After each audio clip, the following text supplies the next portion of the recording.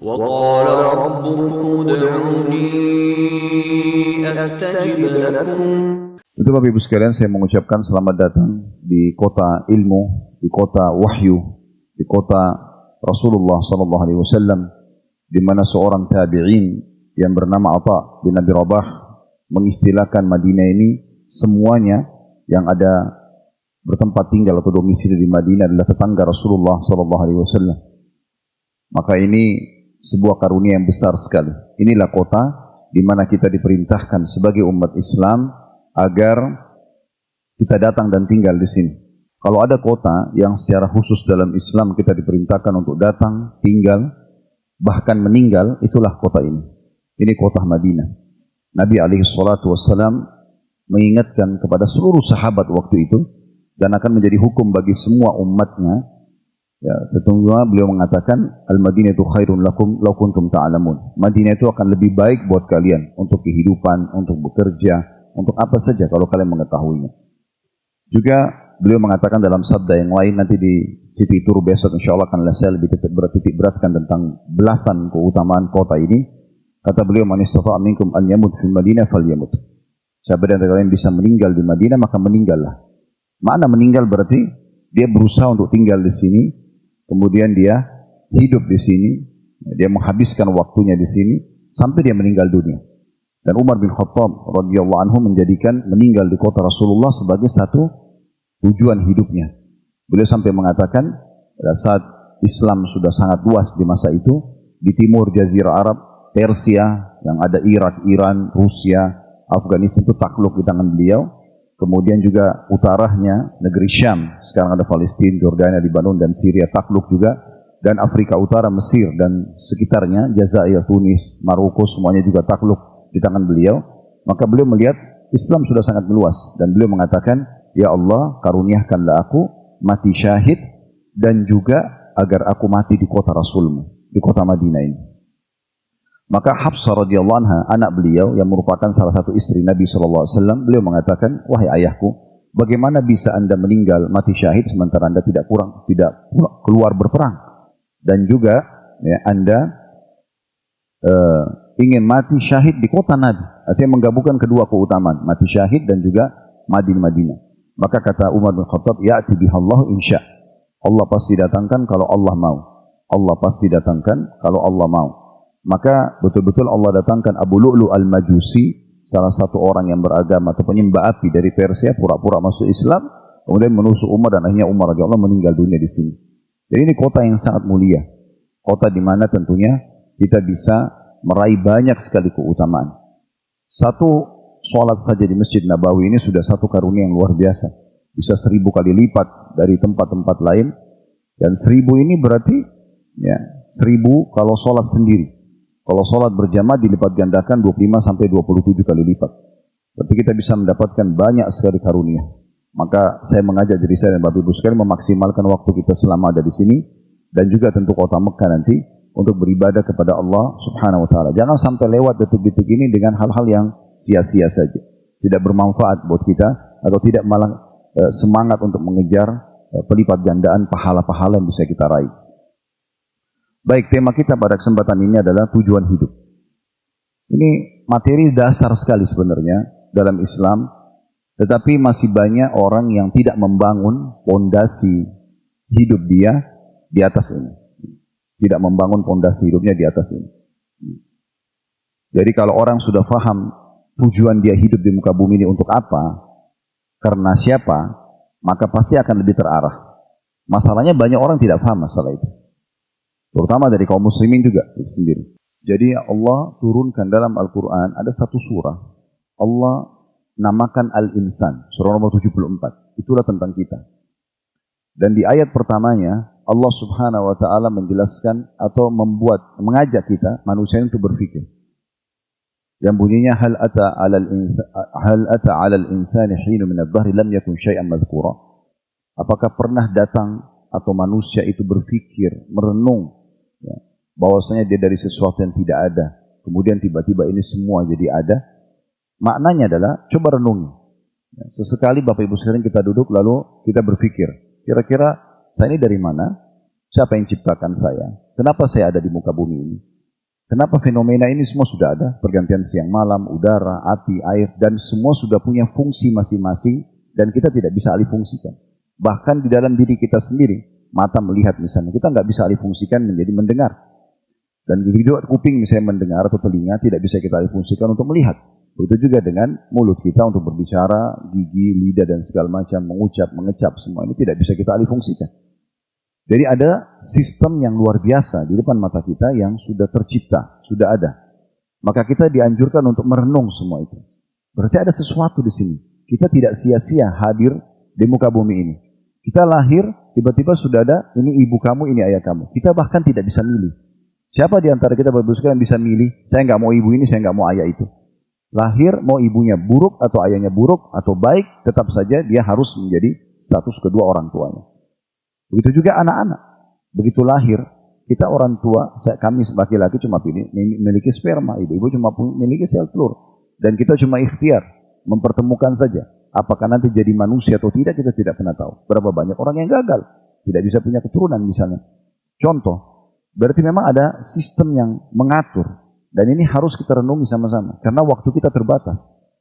Tidak ada orang di antara kita Bapak Ibu sekalian yang kekal. Tidak mungkin, mustahil kita kekal. Sebagaimana jutaan orang sebelum kita sudah meninggal dunia, kita pun akan sama. Kita akan sama. Tinggal orang itu kalau baik, maka sama kesudahannya dengan orang-orang baik sebelum kita. Kalau orang itu buruk, maka kesudahannya akan sama seperti orang-orang buruk. Contoh Fir'aun, kufur kepada Allah subhanahu wa ta'ala, maka akhirnya jelas ditenggelamkan oleh Allah. Allah kekalkan jasadnya, dan bisa sampai hari ini dia saksikan, baik itu online, ataupun kita offline. Kita online nonton saja melihat di YouTube, di media sekarang, atau kita datang langsung ke museum di Kairo, kita akan bisa dapatkan itu. Siapapun yang mengikuti langkah Fir'aun, tidak mengaku ada Tuhan, bahkan dia mengaku sebagai Tuhan. Dia tidak mencari tahu tentang tujuan dia ada di muka bumi ini, sehingga tidak terkontrol, maka akan sama akibatnya. Sebagaimana sebelumnya juga Namrud di masa Ibrahim AS. Sebagaimana di masa Nabi Muhammad SAW ada Abu Lahab, ada Abu Jahal, ada Umayyah bin Khalaf. Dalam kisah di Perang Badar, mereka semua meninggal dunia. Ya. Abu Jahal, Abu Lahab, akibatnya sama. Orang yang kufur akan sama.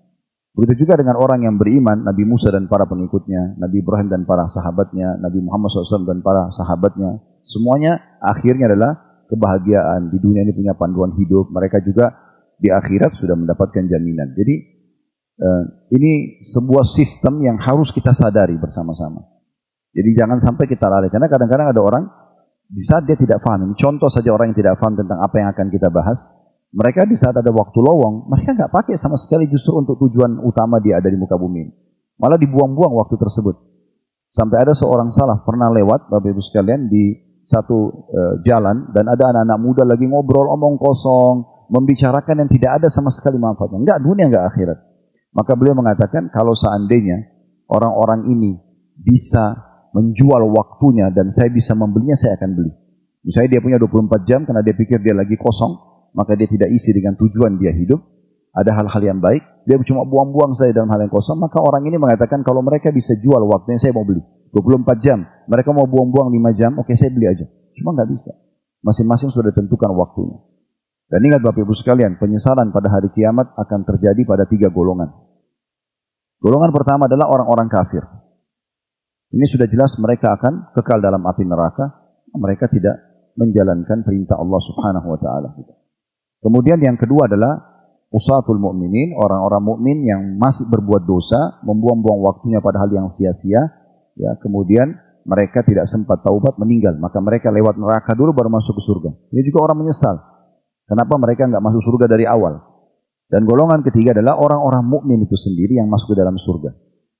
Mereka nanti kalau masuk ke dalam surga, kemudian baru melihat, oh ternyata dulu kalau saya perbanyak sholat duha, sholat malam, zikir pagi, zikir petang, baca Quran, majelis ilmu, umroh dan haji misal contoh, maka oh saya dapat derajat itu ya di surga, tapi udah nggak bisa diperbaikin. Mereka pun akan menyesali kenapa dulu mereka banyak membuang-buang waktunya. Ya, itu poinnya dalam pembukaan kita. Dan sekarang kita akan coba mencari jawabannya kira-kira untuk apa kita ada di muka bumi. Allah sudah kekalkan dalam surah Az-Zariyat. Ini surah ayat yang sangat masyhur, surah nomor 51 ayat 56. Ayat yang sangat dasar sekali, tapi ini saya ingin kita jadikan pondasi kita. Wa ma khalaqtul jinna wal insa illa liya'budun, kata Allah. Aku tidak ciptakan semua jin, semua manusia, kecuali untuk beribadah kepadaku. Jadi kita kembali kepada dasarnya surah Az-Zariyat, surah nomor 51 ayat 56. Ini dasar sekali. Allah mengatakan aku tidak ciptakan jin dan manusia, semuanya. Dari manusia pertama dan dari jin yang pertama sampai yang terakhir nanti menjelang hari kiamat, kecuali untuk mengabdi, beribadah, tunduk kepadaku. Tidak ada tujuan lain. Jadi kalau ada yang tanya saya, Ustaz, berarti kita di muka bumi untuk sholat? Iya. Untuk puasa? Iya. Untuk baca Quran? Iya. Untuk zikir? Iya. Untuk bakti orang tua? Iya. Untuk umroh haji? Iya. Tidak ada tujuan lain. Yang lain ini cuma kayak makan, minum, tidur. Ini perangkatnya saja. Jangan kita balik ya. Jangan perangkat-perangkat ini menjadi utama. Karena makan, karena minum, karena tidur, kita nggak sholat. Kita nggak puasa. Kita nggak zikir. Terbalik ini. Jadi nanti akan ada penyesalan tadi saya bilang di hari kiamat. Justru orang yang tidak jalankan tujuan utama dia diciptakan. Di saat ada waktu lowong Bapak Ibu sekalian, jangan mencari pekerjaan yang tidak ada manfaatnya. Contoh kita mencari di kontak HP kita, kira-kira siapa teman saya yang lagi bermasalah nih? Kemudian kontak, kamu ada masalah apa? Curhat aja sama saya. Padahal mungkin waktu lowong dia hanya hari itu, mungkin besok dia sibuk lagi. Mungkin akan banyak kegiatan yang dia harus lakukan. Kenapa harus kita isi padahal tidak bermanfaat? Para kaum salafus saleh itu, bahkan di waktu yang untuk perangkat-perangkat dunia, kayak misalnya malam mereka harusnya tidur, itu mereka masih mencuri kesempatan untuk dipakai sholat, untuk dipakai baca Quran. Jadi nanti di hari kiamat ada nilai plus. Dari waktu yang harusnya yang dilowongkan untuk perangkat saja, maka mereka bisa pakai untuk yang lainnya. Contoh misalnya kita boleh makan karena kita lapar, butuh energi, tapi jangan habisin waktu lama-lama. Ada orang makan sampai 3 jam, pergi cari restoran sekian jauh untuk menghabiskan waktunya. Apakah itu diperlukan? Kan harus kita lebih pikirkan ya, yang salah ini. Dan Bapak Ibu sekalian, semua yang di muka bumi ini casing. Cuma casing saja. Yang saya masukkan casing di sini adalah orang makan di piring, orang makan di daun pisang sama orang makan di piring emas. Bedanya apa kira-kira? Kemasannya kan? Cuma ininya saja kan? Tujuannya apa? Makan, selesai. Kan gitu. Benar nggak? Kan gitu. Jadi kita harus paham ini. Ada esensi bahasan yang harus kita pahami. Jangan terlalu berlebihan. Apakah berarti Ustaz kita nggak boleh cari restoran enak? Boleh. Tapi jangan habisin waktu. Ngobrol padahal yang tidak ada gunanya. Berapa banyak orang karena tidak paham tujuan ini, mereka melanggar akad-akad mereka dengan kantornya misalnya. Sekarang istirahat kantor jam 12 sampai jam 1 siang. Itu akadnya. Mereka sudah tanda tangan nih. Apa kata Nabi SAW? Al-muslimun al-syuruthim. Orang muslim harus patuh dengan syarat dan kesepakatannya. Berarti kalau Bapak Ibu sengaja tambah 1 menit saja, jadi jam 12.00 sampai 3.00, jadi kembali mulai kerja 13.01, 1 menitnya itu nggak halal. Sampai dihalalin oleh pemilik perusahaan. Berapa banyak orang buang-buang waktu. Sengaja jam 2 baru pulang ke kantor. Kenapa? Kan tidak diawasin. Subhanallah. Bukankah kita tahu kita punya Tuhan yang mengawasi? Ini dasar sekali yang harus kita pahami Bapak Ibu sekalian. Jadi memang ini tujuan kita. Kalau hal-hal yang merupakan perangkat saja, makan, minum yang asalnya hukumnya mubah, boleh dalam Islam. Asal tidak makan yang haram dan tidak berlebihan, gitu kan? Itu aja ya tidak harus dijadikan sebagai skala prioritas. Apalagi kalau sampai buat dosa dan pelanggaran. Ini poin harus digarisbawahi. Kita lihat dalam ayat yang lain, surah Al-Mu'minun, ayat 100, surah nomor 23, ayat 115. Ini firman Allah sudah turun 1400 tahun yang lalu. Jadi kalau bisa dilihat di handphone aplikasi yang bagus nih, diikutin gitu kan. Kalau tadi Az-Zariyat 51, ayat 56. Ini sekarang surah nomor 23, ayat 115. Kalau Bapak Ibu mau nanti, ya ini saya tidak bisa bahas sekarang, tapi nanti insya Allah kalau lagi habis sholat di Masjid Nabawi, ada waktu lowongin waktu 5-10 menit, saran saya, baca surah Al-Mu'minun surah nomor 23 dari ayat 99-nya, sampai 115. Sekarang kita bahas 115, akhir ayat yang saya ingin bahas. Tapi kalau nanti ada waktu lowong, insya Allah ada. Bapak Ibu baca dari ayat 99 tentang Allah menggambarkan sesuatu yang akan datang nanti di neraka, bagaimana mereka menyesal. Ya, bagaimana nanti pada saat masuk neraka orang-orang itu menyesal, dan bagaimana Allah Subhanahu wa taala mengajak mereka berbicara pada hari kiamat ya untuk menghardik mereka kenapa dihabiskan waktu padahal yang tidak ada yang tidak ada manfaatnya atau tidak sesuai dengan diperintahkan dan seterusnya. Oke, kita langsung saja masuk ke 115-nya. Bunyinya afahasibtum annama khalaqnakum abathan wa annakum ilaina la turja'un. Ini Allah ajak bicara setiap individu di antara kita. Perhatikan terjemahannya. Maka apakah kamu mengira, maksudnya kamu semua hai manusia dan kamu semua hai jin, bahwa sungguhnya kami menciptakan kamu, kita ada lahir di muka bumi ini dengan jenis kelamin laki-laki atau perempuan, main-main saja. Ini enggak ada tujuannya, kosong begitu saja. Dihabisin waktunya begitu saja. Bahwa juga kamu tidak akan dikembalikan kepada kami, tanda tanya. Gak akan mati, gak akan diminta pertanggungjawaban. Itu satu hal yang konyol sekali kalau kita tidak paham masalah ini. Kemudian juga dalam surah Al-Qiyamah selanjutnya, dalil yang ketiga, ayat 36. Bisa dicari surah Al-Qiyamah ayat 36. Ini ayat pendek sekali, tapi sangat dalam bagi orang yang mau merenunginya. Ya. Di sini Allah SWT berfirman Al-Qiyamah ayat 36, ayahsabul insanu an yutraka suda. Apakah manusia itu mengira bahwasanya mereka akan dibiarkan begitu saja tanpa pertanggungjawaban? Ini Allah firmankan sudah 1400 tahun yang lalu. Beruntungnya kita sebagai umat Islam dapat bocoran-bocoran seperti ini. Bayangkan kalau kita tidak punya panduan dan kita tidak tahu ini bagaimana ceritanya. Bukankah terjadi seperti di India, itu ada kelompok manusia kayak kita Bapak Ibu sekalian menyembah tikus. Tikus. Sampai ada satu YouTuber dari Saudi khusus datang ke tempat ibadah mereka itu bayar. Bayar masuk ke dalam, jorok sekali, kotor sekali tempat itu. Diambil pakai kamera, tikus penuh tikus. Ya, kotorannya, baunya segala macam, dan mereka juga berkeyakinan itu tidak bisa dibersihkan karena itu Tuhan mereka. Datang sana lalu memohon-mohon pada tikus-tikus itu. Subhanallah, ya. Dan mereka berkeyakinan nanti akan, kalau dia sering datang ke situ akan ada tikus yang berwarna putih keluar. Kalau itu keluar berarti doanya mustajab gitu. Kalau kita, ya. Di India ada orang menyembah sapi. Sapi. Ada saya kenal satu orang di Indonesia, dia tahu fungsi dan manfaat sapi itu secara medis, secara ilmu pengetahuan bagus, protein di dagingnya bagus dan segala macam. Tapi dia nggak makan. Kenapa? Karena keyakinannya sapi itu Tuhan. Coba. Sapi yang bisa disembelih. Kalau sapi Tuhan, lalu sapi yang mana? Semua sapi banyak. Yang satu disembelih, apakah Tuhan bisa disembelih? Contoh, ini karena tidak punya panduan hidup, dia tidak tahu. Ada orang menyembah pohon, ada orang menyembah batu. Jadi ada potensi dalam diri sebenarnya untuk mengenal Tuhan, tapi dia tidak bisa. Karena mereka tidak punya panduan hidup Bapak Ibu sekalian. Jadi mereka mencari Tuhan sendiri. Tahu nggak kenapa orang Mekah dulu dinamakan dengan zaman jahiliyah waktu Nabi Muhammad SAW diutus? Karena mereka ya mendatangkan patung. Patung itu mereka yang pahat, mereka yang bentuk matanya, hidungnya, mulutnya, mereka yang kasih nama, mereka yang warnain, dan kalau mau ditaruh satu tempat mereka yang pikul. Lalu kemudian setelah itu mereka yang kalau rusak mereka perbaiki. Lalu mereka panggil Tuhan. Makanya dikenal dengan masa jahiliyah. Umar bin Khattab radhiyallahu anhu satu waktu pernah beliau kadang-kadang kalau beliau lagi duduk, beliau tersenyum sendiri. Tapi nggak ada orang. Setiap orang mau nanya sungkan gitu. Maka satu waktu ada satu orang yang memberanikan diri tanya, wahai Amir Mu'minin, atau beliau jadi raja, wahai Amir Mu'minin di kota Madinah ini, kenapa anda kadang-kadang kalau duduk sendiri tiba-tiba senyum? Kata dia, saya teringat di masa jahiliyah dulu di Mekah.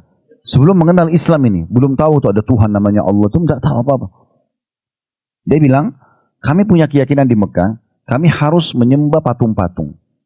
Dan yang uniknya, patung itu harus batunya dari Mekah. Jadi harus bawa batu dari Mekah. Satu waktu dia bilang, saya safar, lupa bawa patung, lupa bawa Tuhan saya. Iya, dia bilang begitu.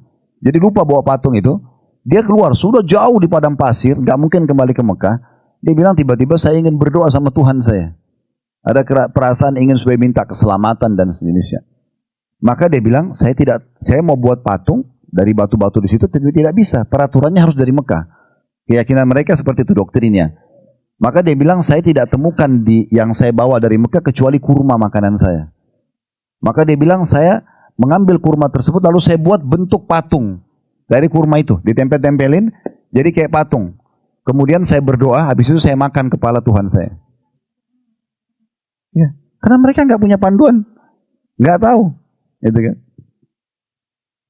Jadi Allah SWT mengatakan kembali surah Al-Qiyamah ayat 36, ayahsabul insanu ayutraka suka. Apakah manusia itu mengira, kita semua ini tidak terkecuali, bahwa ia akan dibiarkan begitu saja tanpa pertanggungjawaban? Lahir, sudah langsung punya orang tua, ibu dan ayah urus dia, tidak bisa apa-apa lalu dipandu, cara makan, cara minum, cara jalan, cara berpakaian, sampai akhirnya mulai sekolah, mulai besar, dewasa, mulai banyak tahu pengetahuan, ya, itu semua kan dipandu tuh.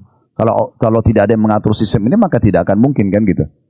Kemudian dia tahu mana yang boleh, mana yang tidak boleh, sampai akhirnya dia meninggal dunia sebagaimana generasi sebelumnya.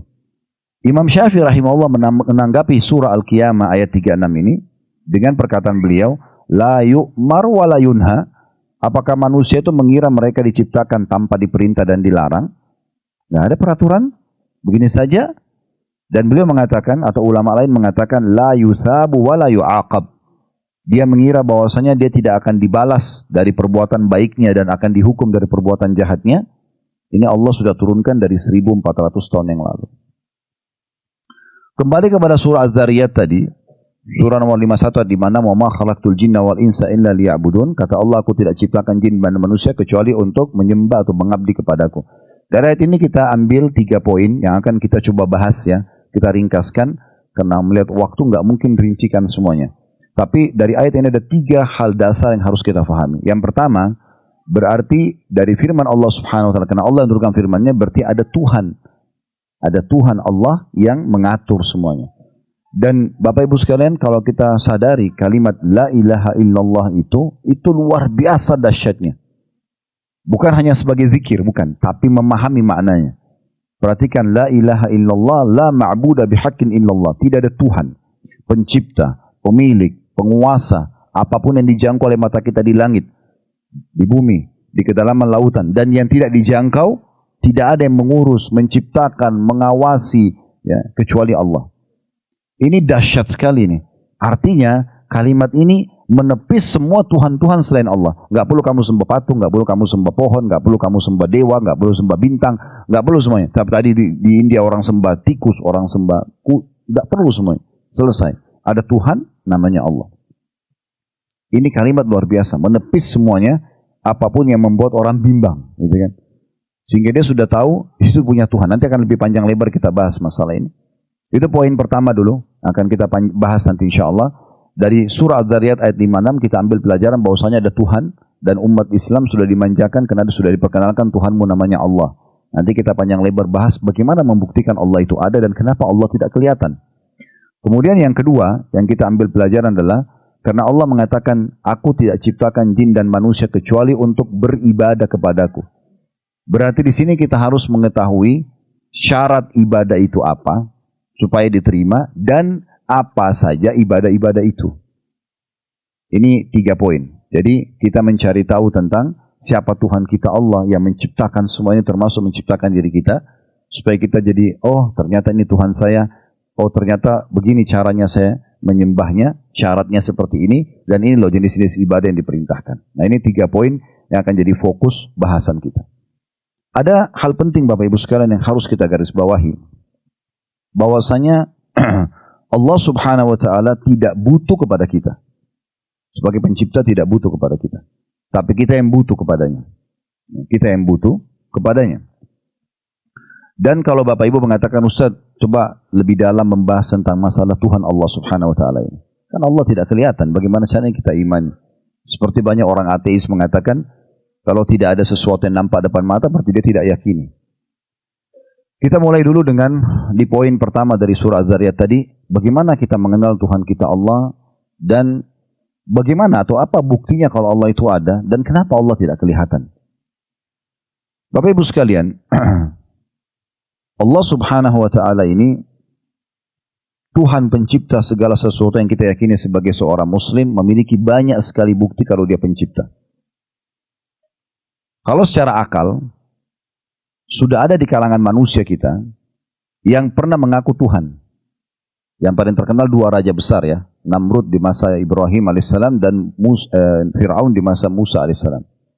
Kedua orang ini karena sempurna fisiknya, tinggi, putih, gagah, kekuasaannya menguasai setengah dunia waktu itu, pasukan perangnya nggak pernah dikalahkan, kekayaannya melimpah, keturunannya banyak, sampai pada puncak itu semua, lalu dia mengaku saya Tuhan. Dan uniknya, masyarakatnya mengiyakan itu. Tapi kalau kita lihat akibat akhirnya daripada kedua ini, ternyata mereka tidak bisa buat apa-apa.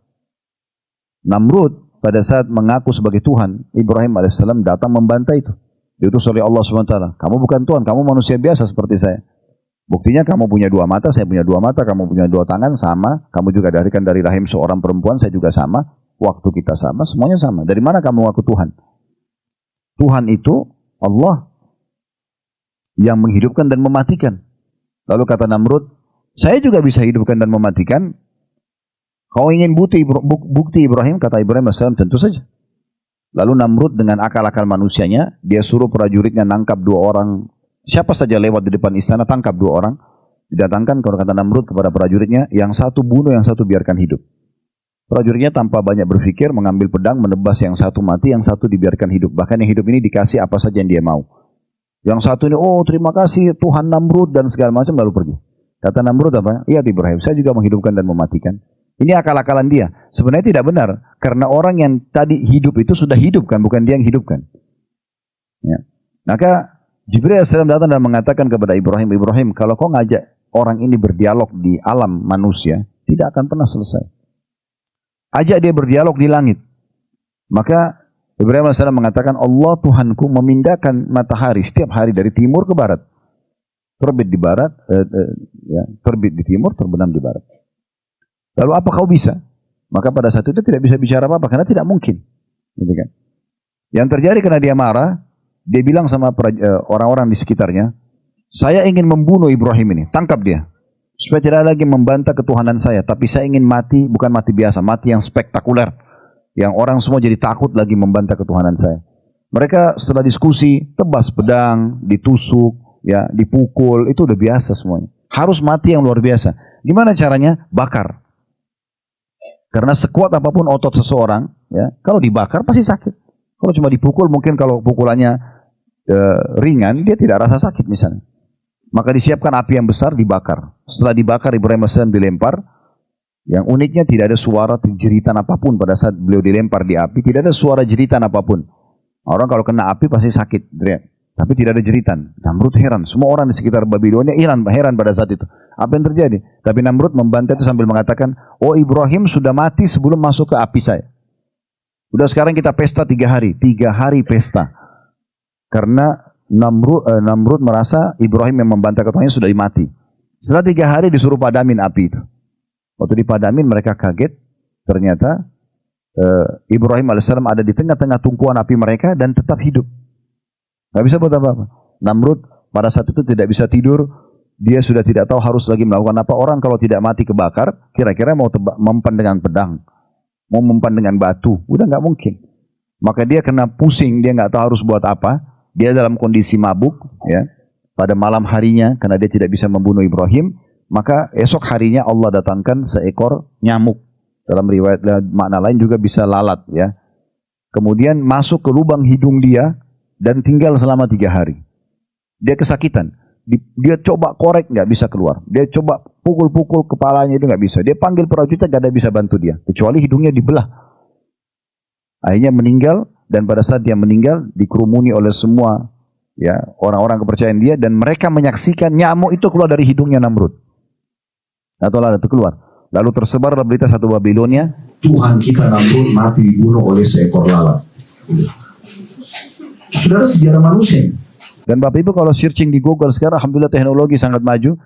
Peninggalan Raja Namrud di Babilonia keluar semua itu. Patungnya, singgasananya, istana dia, masih ada peninggalan. Itu juga dengan Fir'aun sama. Fir'aun itu lebih banyak lagi. Sampai Nabi Musa AS diulang-ulangi kisahnya dalam Al-Quran supaya kita belajar. Gitu. Nabi Musa datang, kamu manusia biasa bukan Tuhan, hai Fir'aun. Tidak mau dengar. Allah datangkan ujian-ujian. Pernah terjadi, sungai Nil berubah jadi darah. Satu mujizat Nabi Musa AS berubah jadi darah. Jadi kalau Fir'aun mau minum sama pengikutnya, air diambil, begitu mau masuk mulutnya jadi darah. Kalau Nabi Musa sama pengikutnya yang beriman mau minum, jadi air biasa. Maka Fir'aun diskusi sama orang-orang di sekitarnya, ini apa yang sedang terjadi? Kata mereka, kita sudah buat segala sesuatunya. Kita sudah mereka sudah sampai melempar tumbal di Sungai Nil. Mereka sudah memohon, minta sama semua dukun-dukunnya. Tidak ada yang bisa buat apa-apa. Lalu ada satu penasihatnya Fir'aun bilang begini, ada satu yang belum kita kerjakan, tinggal ini. Dan kita tahu ya, kalau orang tidak makan seminggu, 2 minggu, 3 minggu, masih bisa hidup. Walaupun badannya jadi kurus. Tapi kalau minum ini, tidak mungkin. 2-3 hari orang bisa meninggal kalau nggak minum. Gitu kan? Maka nggak bisa lama-lama. Kata Fir'aun, apa itu? Kata penasihatnya ini, kita belum minta sama Tuhannya Musa. Tinggal itu aja. Yang lain semua sudah kita buat nih. Coba aja kan Musa ngaku punya Tuhan tuh. Maha kuasa. Coba minta. Panggil Musa. Lalu Fir'aun bilang, hai Musa, kau kan ngaku punya Tuhan, pencipta alam semesta ini. Dia sudah dengar dari Musa didakwahi.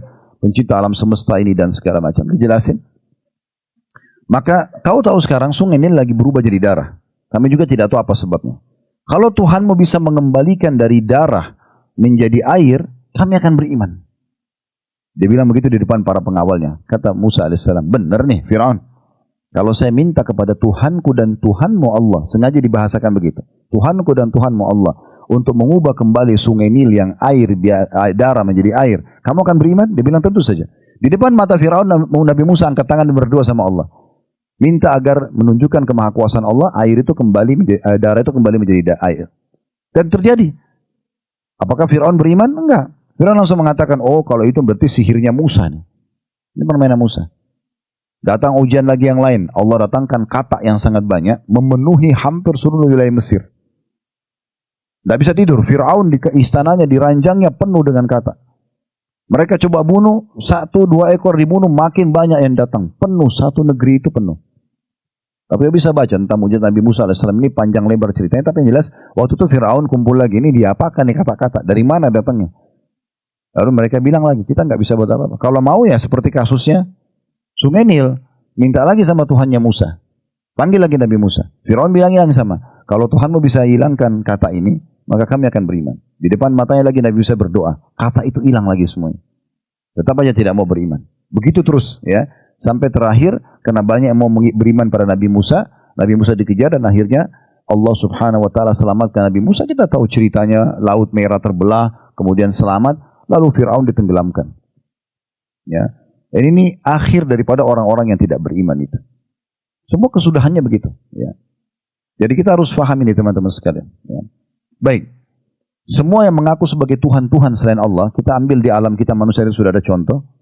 Kita tidak usah bicara tentang hewan atau batu yang dijadikan Tuhan oleh manusia. Kita bicara tentang manusia saja, kan gitu. Itu sudah terbantahkan. Sebagai seorang Muslim kita sudah punya jawabannya, la ilaha illallah, tidak ada Tuhan yang berhak disembah kecuali Allah. Berarti tidak ada Tuhan. Gitu. Dari mana buktinya kalau Tuhan itu Allah ada? Ada. Ada para utusannya. Allah mengutus 124.000 nabi, diantaranya 313 rasul. Dan wajib kita imani 25 nabi dan rasul. Dan nabi yang kita sekarang ikuti, nabi terakhir Nabi Muhammad SAW, kita sekarang datang ke Madinah untuk mendatangi masjidnya, menziarahi kuburannya, mengikuti ajarannya, dan kita sholat segala macam. Ini membuktikan adanya Tuhan. Kemudian juga adanya kitab-kitab yang turun, Al-Quran yang kita bisa baca. Tadi beberapa ayat kita baru baca. Ya. Dan ayat Al-Quran 6.000 sekian ayat, ada 114 surah. Kita bisa baca dari mana saja, kita akan dapatkan jawaban yang sama. Gitu kan? Kalau mengerucut kepada Tuhan satu Allah subhanahu wa ta'ala. Dan juga dari populasi manusia 7,5 miliar, itu 6 miliarnya itu adalah orang-orang yang beriman kepada Allah. Walaupun ada yang Yahudi, ada yang Nasrani. Tapi hampir mendekati angka 3 miliar itu adalah umat Islam. Atau 2 miliar sekian itu adalah umat Islam. Ya, berarti menandakan memang lebih banyak orang yang beriman kepada Tuhan Allah, gitu kan? Dan daripada orang yang tidak beriman kepada Allah. Dari 7,5 miliar, cuma 1,5 miliar mungkin yang gabungan antara Hindu, Buddha, dan agama atau orang-orang ateis gitu. Itu fakta-faktanya. Sekarang tinggal pertanyaannya, dan tentu juga ada poin penting ya, untuk membuktikan Allah itu benar. Apapun yang kita bisa rasakan dari perintahnya dan juga larangannya, kita akan lihat manfaatnya. Semua yang diperintahkan Allah pasti baik. Jujur, amanah, tanggung jawab, bakti sama orang tua, bantu orang susah, jenguk orang sakit. Semuanya baik-baik. Semua yang baik. Semua yang Allah larang buruk. Bohong, menipu, membunuh, menggunjing, memfitnah, semuanya. Ini semua dijanjikan hal-hal yang baik, balasan pahala yang baik. Ini diberikan ancaman yang buruk. Jadi kalau orang itu beriman kepada Allah, pasti jadi orang baik. Asal dia betul-betul menjalankan agamanya dengan benar. Karena semua yang diperintahkan baik, semua yang dilarang itu buruk. Tinggal pertanyaan, lalu kenapa Allah tidak kelihatan? Allah subhanahu wa ta'ala memang merahasiakan tentang dirinya untuk dilihat saja. Tapi ciptaannya kita bisa rasakan, termasuk diri kita sendiri. Ya, ini ada yang menciptanya, gitu ya. Karena tidak mungkin bangunan ini, Bapak Ibu sekalian, hotel atau kamar ini tiba-tiba ada tanpa ada arsiteknya, tanpa ada buruhnya. Masa tiba-tiba kita yakin, oh ya, itu yang di Madinah Hotel Hilton itu tiba-tiba aja ada. Namanya juga tiba-tiba ada. Listriknya tiba-tiba nyala semua. Itu tidak mungkin. Mustahil. Kalau itu saya tidak masuk akal, maka bagaimana dengan alam semesta ini kalau tidak ada yang buat? Itu kan tidak mungkin. Itu secara akal. Allah subhanahu, maaf ini satu contoh juga yang saya sering sampaikan di pengajian, tapi ini sangat rasional. Kalau ada seorang pelukis, dia bawa papan lukisnya 1 kali 1 meter, dia duduk di pinggir pantai, kemudian dia melukis air laut yang ada, misalnya anggaplah warnanya biru, ada burung yang sedang terbang, ada pohon kelapa dengan buahnya, gitu kan, awan, dia gambar, dia lukis, kita ada di sebelahnya. Kemudian orang ini berhasil melukis mirip sekali dengan aslinya. Kira-kira apa yang dikatakan oleh manusia? Bagus nggak? Lukisan yang mirip sekali aslinya mahal nggak? Yang jadi masalah kadang-kadang kita ini manusia, sebatas kita yakini papan lukis 1 kali 1 meter itu, oh ini bangga banget, bahkan kalau dia yang beli, dia taruh di rumahnya itu sudah luar biasa. Ini lukisan dilukis tahun sekian oleh pelukis yang terkenal ini dan gitu. Karena mirip sekali dengan gambar aslinya, gitu kan? Tapi dia lupa pelukis ini hanya menciplak, hanya mengambil gambar itu dari yang sudah ada. Dan lukisan ini nggak bisa dirasakan, nggak bisa didengar suara airnya, nggak bisa dengar kicauan burungnya, nggak bisa dirasain terik mataharinya, nggak bisa dirasakan air kelapanya misalnya. Yang dia ciplak ini depan mata manusia ini jelas-jelas bisa didengar air, bisa didengar suara airnya, bisa didengar kicauan burungnya, bisa dirasakan kelapanya. Kok aneh kita imani, tanda kutip ya, yang papan 1 kali 1 meter itu bagus, hebat, yang ini yang besar yang dia ciplak kita lupakan. Gimana? Coba, kan harus ditangkap secara akal sehat gitu, ya. Dan terlalu banyak bukti-bukti yang berhubungan dengan masalah ini. Saya pernah diundang di Kuala Lumpur waktu itu mengadakan satu acara memperkenalkan tentang siapa Allah itu. Saya waktu itu minta panitia datangkan 1 piring buah. Saya mulai dari buah anggur saja. Terus saya angkat buah anggur dan saya katakan, Bapak Ibu sekalian, ini kira-kira kita aja manusia yang hadir di sini, ada nggak yang bisa buat kulitnya anggur ini saja? Atau nggak usah deh komposisinya ya, kulit, isinya, bijinya, nggak usah itu. Sekarang kita ada nggak manusia di sini yang bisa pada saat buah anggur ini dipetik 1, kemudian dia tancapin kembali? Kita nggak bisa kan? Begitu lemahnya manusia. Tapi anggur ini ada. Kita bisa lihat dengan warnanya, dengan cita rasanya, dengan ukurannya, dan tidak pernah habis. Ini kalau nggak ada yang ciptain dari mana? Pisang dengan begitu teksturnya luar biasa, kulitnya berwarna kuning, isinya yang lembut, manis, dan segala macam. Dan tidak pernah habis. Dan seterusnya, ini tidak ada yang menciptakan. Ini nggak mungkin. Nikmatnya kita sebagai seorang muslim sudah langsung dikerucutin. Ini semuanya yang kamu jangkau, tidak jangkau dengan mata kamu, la ilaha illallah. Yang ciptakan adalah Allah. Tinggal jawaban kenapa Allah tidak kelihatan. Allah subhanahu wa ta'ala memang tidak akan dilihat kecuali oleh orang beriman. Dan itu pun terjadi nanti di hari kiamat. Orang kafir, Bapak Ibu sekalian, tidak akan pernah melihat Allah subhanahu wa ta'ala. Karena dasarnya mereka di dunia tidak beriman, maka di akhirat juga mereka tidak akan melihatnya. Saya langsung simpulkan saja, karena melihat waktu, ada hadis Nabi SAW yang sahih tentang masalah, nanti kata Nabi SAW, kalau seluruh penghuni surga sudah masuk ke dalam surga, baik yang awal masuk tanpa hisab, dan semoga insya Allah kita termasuk ini, kemudian orang yang masuk neraka dulu kena banyak dosanya, tidak sempat tobat lalu masuk ke surga. Berarti nanti kalau sudah keluar semua ini di neraka, keluar dari neraka lalu masuk ke dalam surga. Berarti di neraka itu tinggal orang-orang yang kafir, munafik, orang musyrik yang kekal aja. Yang orang beriman pun yang sudah banyak dosanya sudah dikeluarin semua. Berarti di situ sudah kekal, ini sudah kekal. Maka di saat itu kata Nabi SAW, Allah Subhanahu Wa Taala berfirman kepada para hamba-hambanya di surga. Apakah kalian sudah puas dengan apa yang aku berikan? Waktu itu belum nampak, belum lihat. Maka mereka mengatakan, ya Allah, nikmat apa lagi yang kami inginkan setelah Engkau masukkan kami ke dalam surga yang abadi ini, dan Engkau selamatkan kami dari neraka. Maka pada saat itu kata Nabi SAW, Allah mengangkat hijabnya, pembatas antara dia sama hamba-hambanya. Di saat itu pertama kali Ya, penghuni surga melihat Allah. Dan serentak semuanya mengatakan, ya Allah, tidak ada nikmat mengalahkan melihat wajahmu yang mulia. Dan pada saat itu kata Nabi SAW, Allah menampakkan dirinya setiap pagi dan petang. Itu sebagai nikmat terbesar. Jadi semua istana, dayang-dayang, baju, sutra, gelang emas, apa saya digambarkan dalam surah Al-Waqiah dan surah Ar-Rahman, itu jadi hilang, jadi kecil semuanya pada saat melihat Allah Subhanahu Wa Taala. Jadi memang yang melihat Allah itu hanya hamba-hamba pilihannya saja. Jadikan sebagai nikmat yang sangat besar gitu. Ini alasan kenapa Allah tidak dilihat, ya. Dan kalau ada yang mengatakan juga misalnya, Ustaz, kan Allah tidak nampak. Bagaimana caranya kami bisa meyakini kalau sesuatu yang tidak nampak itu bisa ada? Banyak hal yang kita bisa rasakan Bapak Ibu sekalian tapi tidak nampak. Saya tanya, kita lapar nggak setiap hari? Haus nggak? Ngantuk nggak? Pernah rasain sakit ya? Ada yang pernah lihat wujudnya? Oh, ini lapar tuh seperti ini. Enggak kan? Tapi kita bisa rasakan kan? Berarti banyak hal yang bisa kita rasakan tapi tidak nampak. Itulah gaib namanya. Depan mata kita bisa rasain. Berarti kalau hal kecil saja capek, lapar tadi kita bisa rasakan walaupun tidak nampak. Bagaimana dengan penciptanya semua itu? Itu sangat rasional. Gitu. Itu poin pertama tadi dalam memaknai surah Az-Zariyat. Artinya kita mengenal dulu Tuhan kita, Allah SWT. Dan banyak sekali Bapak Ibu sekalian dalil-dalil berhubungan dengan masalah ini. Kalau Bapak Ibu mau berminat, nanti bisa kembali ke YouTube kami di Khalid Basar Official, ada playlistnya. Dicari di bawah logo itu ada playlist, diklik nanti cari judul-judul ceramah ini. Kenalilah Tuhanmu kau akan bahagia. Itu 2 jam lebih, 2 jam setengah saya ceramah tentang masalah dalil-dalil seperti ini. Ini mungkin cuma sebagian kecil, itu cukup banyak. Kemudian juga bisa mendengar saudaraku inilah rahasia, saudaraku inilah rahasia rezekimu. Juga panjang lebar kami jelaskan masalah pengenalan terhadap Allah SWT dan bagaimana pengaturan rezeki itu. Kemudian ada juga saudaraku inilah pondasi agamamu. Tentang masalah bagaimana memunculkan keyakinan dalam hati sehingga kita berjalan di atas keyakinan itu. Ya. Baik, kita masuk ke poin kedua Bapak Ibu sekalian. Kalau begitu kita sudah tahu Tuhan kita Allah. Kemudian kita sekarang tinggal tahu kita diciptakan juga karena ibadah. Nah, ibadah ini ada 2 poin di sini. Jadi 3 poin dari seluruhnya. Yaitu apa saja syarat ibadah itu dan ibadah apa saja yang harus saya kerjakan. Syarat ibadah itu Bapak Ibu sekalian 2. Kata para ulama. Jadi kayak kita sekarang sholat, kita umroh, kita zikir, apa saja yang kita lakukan dari ibadah-ibadah ini, itu ada 2 syarat mutlaknya. Kalau Bapak Ibu mau diterima dan akhirnya mendapatkan maksimal balasan. Yang pertama ikhlas.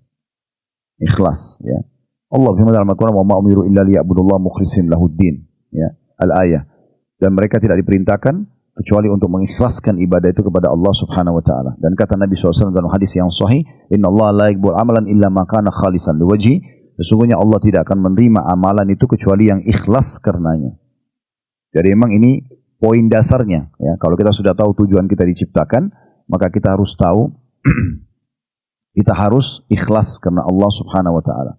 Kalau ikhlas itu berarti kalau kita mau sederhanakan, dia lebih kepada harapan balasan dari Allah tanpa mempedulikan pujian ataupun celaan manusia. Ya. Jadi kalau sudah ada bisikan syaitan untuk membuat kita mulai berpikir, oh ini saya umroh atau saya haji supaya saya dipuji, supaya saya dikenal kalau saya melakukan ibadah ini, dan kita mengiyakan bisikan syaitan itu, maka jadi riya namanya. Berarti lawan daripada ikhlas. Kapan kita kerjakan betul-betul tulus karena Allah, maka pasti akan aman. Pasti akan aman. Nah, ini satu hal dasar sekali. Tentunya kalau kita mau bahas ini panjang lebar tentang masalah ikhlas, tapi kita berusaha maksimal ikhlas.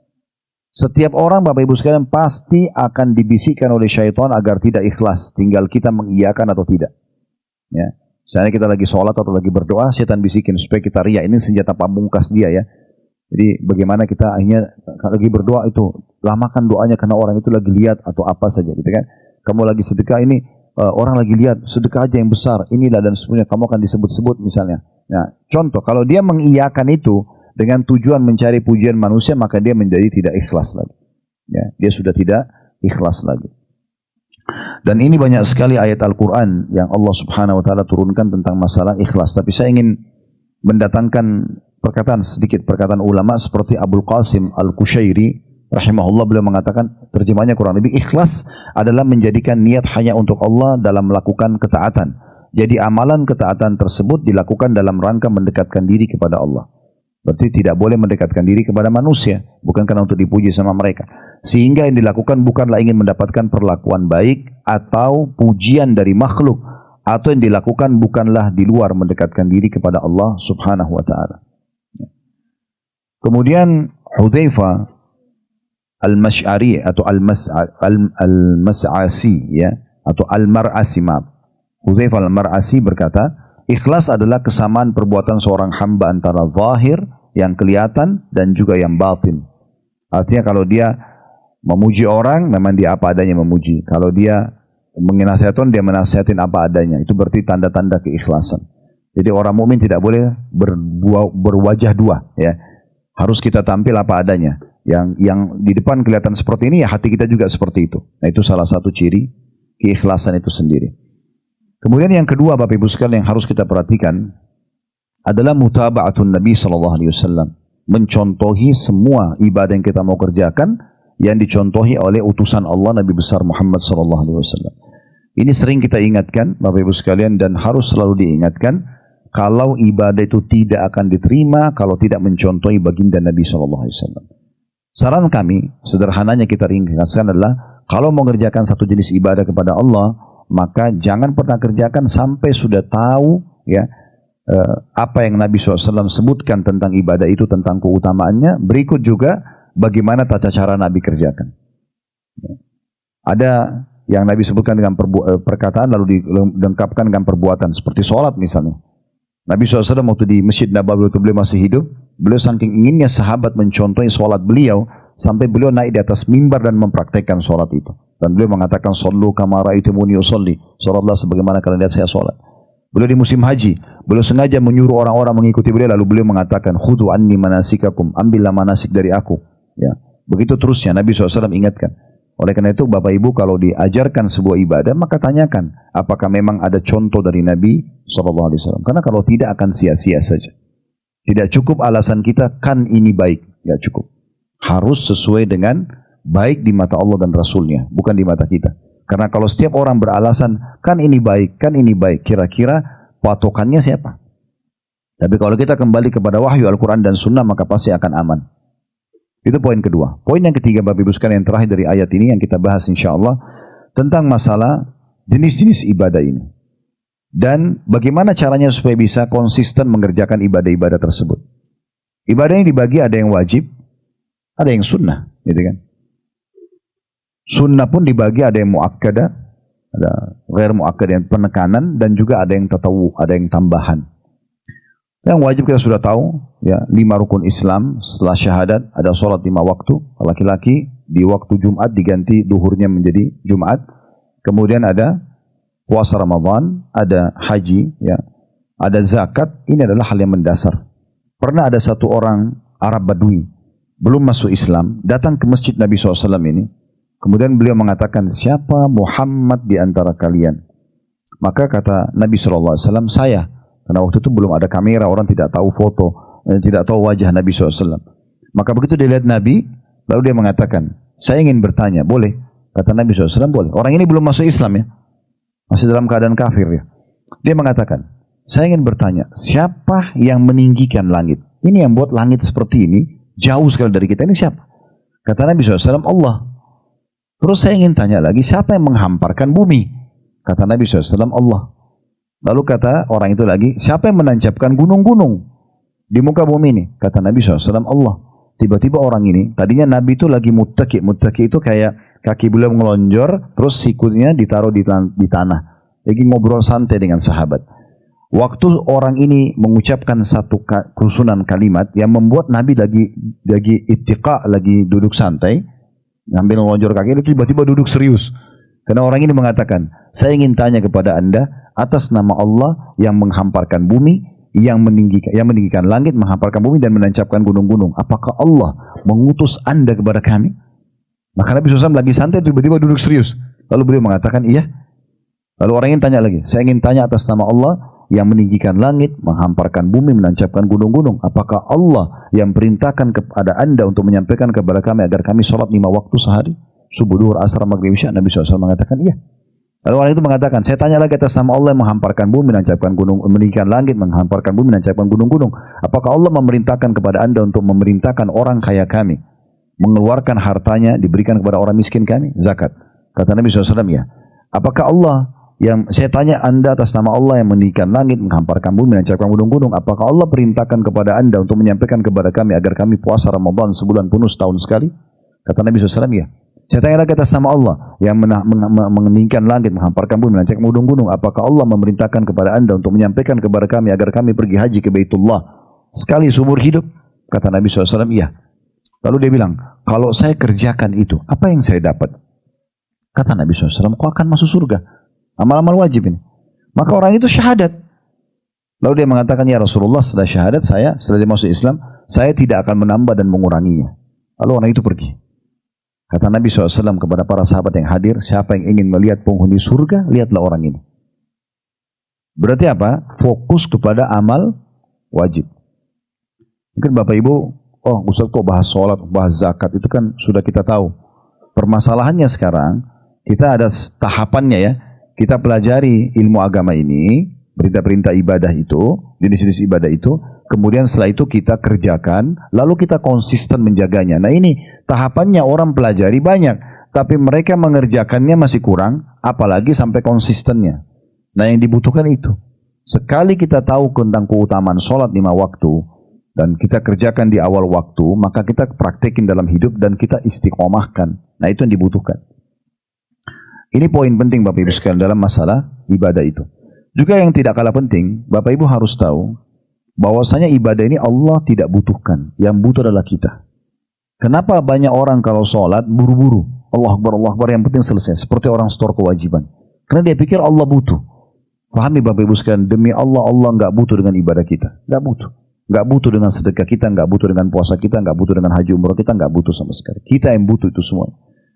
Dan harus paham. Makanya para kalam salafus salih dari sahabat, dari tabi'in, dimulai dari Nabi SAW tentunya, mereka itu kalau ibadah betul-betul maksimal. Setiap detiknya itu sangat mahal bagi mereka.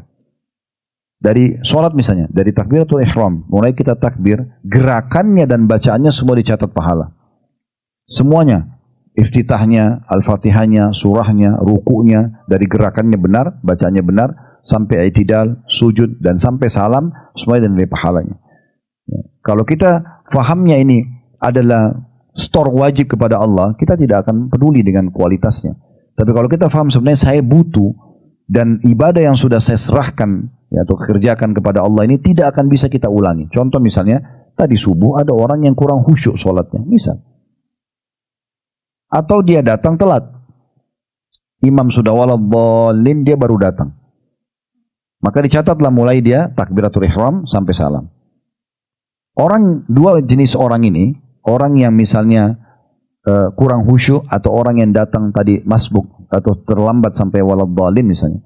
Ini orang-orang tidak bisa memperbaiki ibadah itu sampai hari kiamat. Sudah tercatat di buku amalnya, orang ini tadinya nggak khusyuk, menghayal kemana-mana pada saat dia sholat. Tidak bisa habis salam kemudian dia ulangi sholatnya. Kecuali ada hal-hal yang membatalkan sholat itu. Ya. Seperti dia tidak wudu, dia melanggar peraturan-peraturan dalam sholat, maka mungkin dia ulangi. Tapi kalau itu tidak. Sama juga dengan orang yang masbuk sampai waladhdallin dia baru datang. Kalau dia misalnya anggap siang begini atau menjelang siang begini, dia dengar misalnya sabda Nabi SAW, siapa yang tidak ketinggalan 40 hari takbiratul ihram imam. 40 hari dalam 5 sholat. Subuh, duhur, asar, maghrib, isya. Dari hari pertama sampai hari 40. Tidak pernah ketinggalan takbiratul ihram pertama imam. Imam Allah Akbar, dia di belakangnya Allah Akbar juga. Maka dijamin dia akan selamat dari neraka dan juga sifat kemunafikan.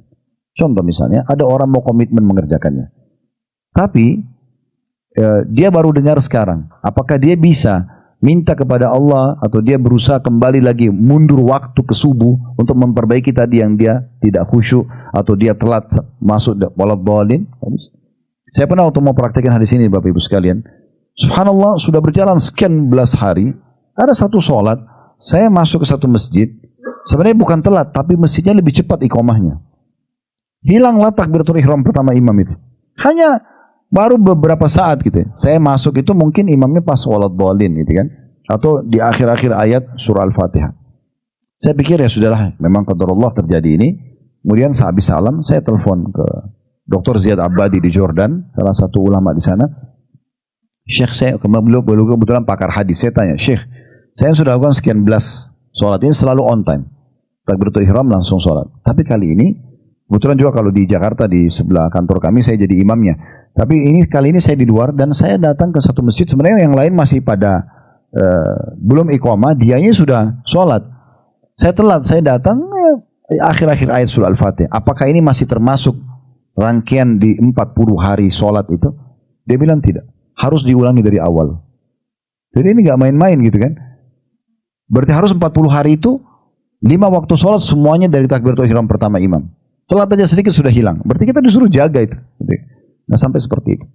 Baik, sama juga dengan sedekah, sama baca Quran, semua harus Bapak Ibu tanamkan diri kita kalau kita yang membutuhkan ibadah itu.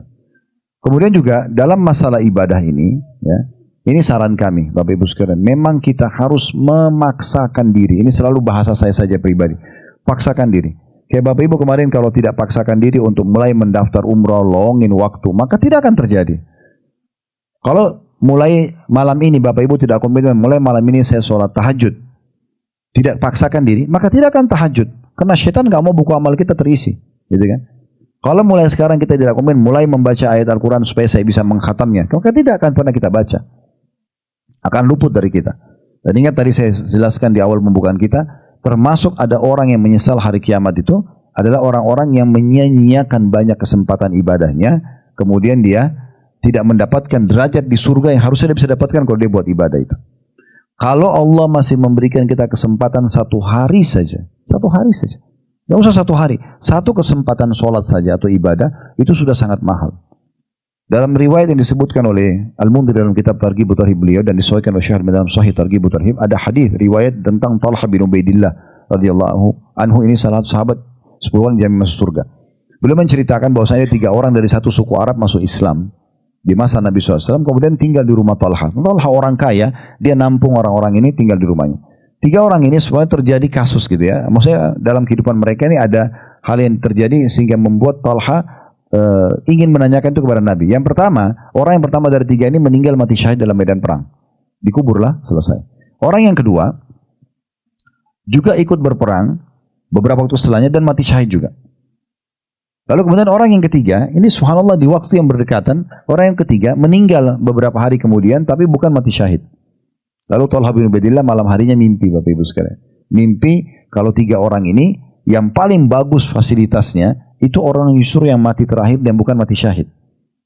Talha ini bingung karena bagi beliau pemahamannya mungkin seperti sebagian kita juga, orang mati syahid pasti lebih mulia. Ya. Lalu kemudian tanyalah kepada Nabi SAW, ya Rasulullah, tolong jelaskan ini. Bagaimana saya memahami ini? Kenapa kok justru orang yang mati biasa tapi memang lebih telat sedikit beberapa hari matinya itu lebih mulia di sisi Allah SWT. Maka Nabi SAW mengatakan, wahai Talha, mana kau dari ibadah dia beberapa hari itu? Dari sholatnya, dari puasanya, dari ibadahnya. Jadi subhanallah berapa hari saja itu sudah luar biasa itu. Beberapa kesempatan saja sudah luar biasa. Jangan disia-siakan. Dalam kisah yang lain, dalam hadis yang lain, ada 2 orang bersahabat di masa Nabi SAW, umurnya sepadan, mirip. Mirip dari kasus tadi, orang yang pertama ikut perang mati syahid. Sepekan kemudian, kalau dalam riwayat ini, temannya meninggal tapi mati biasa. Dua-duanya kebetulan disolati oleh Nabi SAW. Baik yang mati syahid ataupun yang ininya. Maka setelah menyolati orang yang kedua, saya tidak, mungkin yang pertama saya tidak pastikan kalau dia disolati Nabi, tapi Nabi SAW solati jenazah yang kedua, yang mati biasa. Maka setelah menyolati jenazah yang kedua, kata Nabi SAW kepada para sahabat yang ikut sholat, bagaimana menurut kalian tentang orang ini dengan temannya yang meninggal mati syahid pekan lalu? Ini orang mati biasa. Kata para sahabat, ya Rasulullah, semoga saja orang ini bisa, ya, dengan persahabatannya dengan temannya yang mati syahid itu bisa bersama-sama derajatnya di surga. Karena para sahabat fahami yang mati syahid pasti lebih mulia, gitu kan? Maka kata Nabi SAW, sungguh demi zat yang mengutusku dengan benar, atau demi zat yang, ya, jiwaku dalam genggamannya, orang ini yang sedang kita sholati sekarang bukan mati syahid, ya, derajat dia dibandingkan temannya mati syahid pekan lalu itu antara langit dan bumi. Ini lebih mulia karena dia sempat ibadah seminggu itu, sepekan aja. Jadi kalau ada kesempatan ibadah jangan disia-siakan, Bapak Ibu sekalian. Jangan merasa, oh iman saya lemah, godaan syaitan besar. Ini enggak benar semua ini. Enggak usah dibahasakan begitu. Ya, apalagi kalau dia bilang godaannya syaitan besar. Apanya yang besar? Apa Bapak Ibu lihat syaitan? Kan tidak. Dia sengaja melemahkan diri dia sendiri.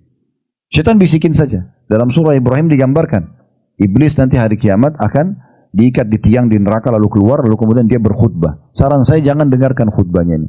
Ya, nanti di akhirat. Di sekarang dengarin dari saya nggak apa-apa, gitu kan. Supaya sudah tahu bocorannya. Iblis itu akan mengatakan, sesungguhnya Allah menjanjikan kepada kalian dengan janji-janji yang benar. Dan saya juga janjikan kalian, tapi saya menipu kalian. Maka jangan salahkan saya, salahkan diri kalian sendiri. Saya tidak bisa tolong kalian, kalian juga tidak bisa tolong saya. Itu nanti di akhirat iblis akan bilang. Jadi iblis itu, dan dalam ayat ini juga Allah mengatakan, melalui lisan, menjelaskan lisan iblis, apa yang iblis sampaikan, iblis mengatakan, saya cuma bisikkan kalian, lalu kalian mendengarkan itu. Ya, jangan kalian salahkan diri saya, salahkan diri kalian sendiri. Saya tidak bisa tolong kalian, kalian juga tidak bisa tolong saya. Itu nanti di akhirat. Jadi nggak usah ikuti bisikan syaitan. Apapun bisikan untuk meninggalkan perintah Allah atau melakukan pelanggaran agama itu dari syaitan, maka a'udzubillahi minasyaitonir rajim, tinggalkan. Apapun bisikan yang baik, maka itu peringatan dari Allah, maka dipegangi dan dilaksanakan. Tinggal bagaimana kita menjaga untuk istiqomah. Saya tutup Bapak Ibu sekalian, untuk istiqomah, untuk bisa konsisten menjaga ibadah yang Allah menciptakan kita, dan itu tujuan utama kita diciptakan. Ada 4 hal yang saya selalu sampaikan. Ini poin-poin tentu cuma dari saya saja. Yang pertama adalah ilmu. Menghadiri majelis ilmu seperti ini, atau majelis ilmu apa saja, ya, maksudnya apakah online atau offline, yang penting menyampaikan benar, punya dalil, Al-Quran dan Sunnah, pemahaman para sahabat, dan turun-temurun tabi'in, tabi'in, dan terusnya, maka itu akan menambahkan keimanan kita. Karena pondasinya ilmu dulu, baru imannya datang. Kalau iman datang, maka kita akan mudah beramal soleh dan meninggalkan yang haram. Dan tanpa ilmu nggak bisa. Ya. Dan iman ini kalau sudah datang karena ilmu, maka dia akan mengubah orang pelit jadi dermawan, orang bodoh jadi pintar, penakut jadi pemberani, berubah semua dengan keimanan. Orang jahat jadi baik, gitu kan. Jadi yang pertama ilmu dulu. Yang kedua, ngamalin ilmu itu. Amalkan ilmu itu. Karena sudah banyak orang dengar tentang masalah keutamaan sholat malam. Kenapa nggak sholat malam? Keutamaan duha, tapi nggak sholat duha. Keutamaan sedekah, tapi nggak sedekah, dan seterusnya. Kemudian yang ketiga, bentuk komunitas. Nah ini penting sekali untuk kita bersama dengan komunitas kita. Ya, boleh kita kenal siapa saja, tapi komunitas orang-orang soleh dan solehah ini penting sekali. Insya Allah nanti di Mekah, ta'lim kita itu membahas tentang masalah indahnya menjadi orang soleh dan solehah. Itu akan ada bahasan di pengajian kedua kita nanti di Mekah insya Allah. Jadi, Bapak Ibu sekalian, komunitas penting sekali. Kalau ini saya kasih contoh saja, kita tidak minum khamr, tidak minum minuman keras. Tapi 10 orang teman kita semuanya peminum minuman keras. Hari pertama, hari kedua minimal kita sudah biasa melihat dan mencium baunya. Seminggu kemudian mereka bilang, coba aja biar kamu tahu rasanya. Sebulan kita jadi minum khamr, setahun kita bisa jadi penjual khamr. Ya. Kalau kita balik, kita nggak bisa baca Al-Quran. Bodoh sekali, nggak bisa huruf hijaiyah, masih salah dan segala macam. Tapi teman kita 10 orang penghafal Quran. Hari pertama, hari kedua kita akan malu. Seminggu kemudian kita belajar huruf hijaiyah. Sebulan kemudian kita bisa ngaji. Setahun kemudian kita bisa hafal Quran bersama mereka. Jangan pernah bilang, oh enggak, saya tidak terpengaruh dengan teman-teman saya. Jangan Bapak Ibu sekalian. Ya. Kalau maaf, ini cuma saya kasih saran saja. Kalau di HP kita, di WA itu terlalu banyak grup. Dan grup-grup ini tidak mendatangkan penambahan keimanan kita, lebih baik Bapak Ibu keluar saja. Ya, terlalu banyak grup yang di dalamnya justru kita dapat informasi setiap hari yang kita cerna, isinya semua kemaksiatan. Gambar yang tidak benar, video yang tidak benar misalnya. Kalau isinya bermanfaat, tidak ada masalah. Ilmiah atau agama mungkin. Tapi kalau enggak, ini sayang sekali. Hanya dengan alasan reunian atau yang lainnya, ini bahaya sekali. Terus Bapak Ibu bilang, saya tidak terpengaruh. Itu bohong. Nggak mungkin. Kita ini sensitif sekali. Ini saya sering kasih perumpamaan di pengajian. Saya sama Bapak Ibu pasti sama. Saya bisa dengan tangan saya ini, seketika saya pegang kain ini begini, saya bisa tahu kain ini kasar atau lembut seketika kan. Saking sensitifnya manusia itu. Jadi kita bisa bedain ini suara keras atau kecil, intonasi suara keras atau kecil seketika. Mata kita bisa bedain ini terang atau gelap seketika. Hidung kita bisa bedain busuk dan wangi seketika. Lidah kita bisa bedain ini asam, pedas seketika. Jadi nggak mungkin kita bilang kita tidak terpengaruh, nggak mungkin. Duduk begini pasti terpengaruh, duduk juga sama ahli maksiat pasti terpengaruh, nggak mungkin. Dia cerita tentang khamernya, tentang ininya, pasti akan terpengaruh. Gak mungkin tidak. Maka kita harus jaga diri kita Bapak Ibu sekalian. Harus jaga diri kita dengan komunitas-komunitas ini. Jadi teman-teman kita harus betul-betul orang yang luar biasa, yang bisa menambah keimanan kita. Kalau perlu kita cari orang yang lebih baik lagi dari kita. Yang terakhir, yang keempat, kita berdoa kepada Allah Subhanahu wa Ta'ala. Baik, saya ingin berbagi sebuah kisah sebagai penutup. Nanti kalau ada yang bertanya, insya Allah silahkan sampai menjelang duhur nanti. Ini kisah tentang salafus salih. Ada kisah ini juga kalau di ceramah-ceramah kami sudah tidak asing sebenarnya. Tapi ini saya hubungkan dengan bahasan kita. tentang ada dua orang tabi'in, yang satu bernama Abdullah bin Mubarak, yang satu bernama Fudail bin Iyad rahimahumullah. Ini dua orang terkenal orang solehnya tabi'in, generasi setelah sahabat. Abdullah bin Mubarak seorang ulama besar, dan dia juga seorang yang kaya raya gitu kan, orang ahli ibadah. Kalau Fudail bin Iyad tadinya preman, perampok jalan, kemudian dia taubat kepada Allah SWT, lalu dia mempelajari agama sampai dia juga menjadi kelas ulama gitu kan. Nah, mereka berdua ini bersahabat dekat. Ada satu perbuatan kedua orang ini unik gitu. Untuk menambah iman mereka, mereka sepakat. Dalam sehari, subuh mereka sholat sama-sama di satu masjid. Mereka tinggal di Irak ya waktu itu. Duhur, asar, maghrib, mereka pisah tempat sholatnya. Isya nanti mereka sepakat ketemu di satu masjid tertentu. Untuk apa tujuannya? Di sholat duhur, asar, maghrib, dua orang ini mencari tanda kutip mangsa mereka. Jadi habis salam, kalau sudah selesai sholat wajib, sudah selesai zikir, maka mereka cari di masjid yang masih orang tinggal. Kalau di ojok sana ada orang baca Quran, didatangi sama dia. Apa yang memotivasi kamu? Kenapa rajin baca Quran? Sana ada orang lagi berdoa, maka ditanya. Sana ada orang berzikir, ada orang lagi sholat sunnah. Apa saja ibadah yang orang sedang kerjakan, mereka datang. Nanti Isya mereka sering cerita. Tadi saya ketemu orang begini-begini loh. Yang satu cerita, untuk menambah iman mereka saja. Begitu terus mereka lakukan. Ya. Dan ini sebenarnya dicontohkan oleh para sahabat ya. Para sahabat Nabi ridwan alim, mereka itu kalau ketemu mereka selalu umumnya mengatakan sebelum berpisah, ta'al nu'minu sa'ah. Ayo kita tambah iman kita sesaat. Walaupun sampai sebelum berpisah mereka hanya baca surah Al-Asr saja. Wal asr, demi waktu kalian di muka bumi ini terbatas sekali ya. Innal insana fi khusr, manusia semua dalam keadaan rugi. Illal ladzina amanu wa amilus shalihat. Kecuali orang yang beriman dan beramal saleh, wa tawassaw bil haqqi, saling mewasiatkan kebenaran ini, wa tawassaw bis sabr, saling mewasiatkan juga agar bersabar di atas ketaatan Allah. Ini sahabat, dan makanya diteruskan oleh para tabi'in. Kita kembali kepada kisah dua tokoh kita tadi. Satu waktu Abdullah bin Mubarak pergi ke Mekah. Dia pergi ke Mekah, berpisah sama Fudail. Fudail tinggal di Irak. Dia masuk ke Masjid Haram, yang nanti insya Allah kita akan ibadah umrah sebentar lagi. Dia masuk ke sana, waktu itu masih belum banyak orang di Masjid Haram itu. Kebetulan pas dia mau masuk, dia mau tawaf, ya, lagi dalam kondisi berihram. Rupanya imam Masjid Haram lagi memanggil muslimin untuk sholat istisqa, minta turun hujan waktu itu. Minta turun hujan. Maka kata Abdullah bin Mubarak, saya ikut sholat. Ikut sholat, habis sholat, biasanya begitu memang tata caranya, maka imamnya ngangkat tangan, mengajak muslimin untuk berdoa juga. Supaya diturunkan hujan.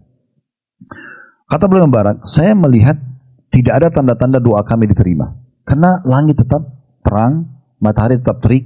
Biasanya orang kalau sholat istisqa diterima, ya mendung, turun hujan gitu ya.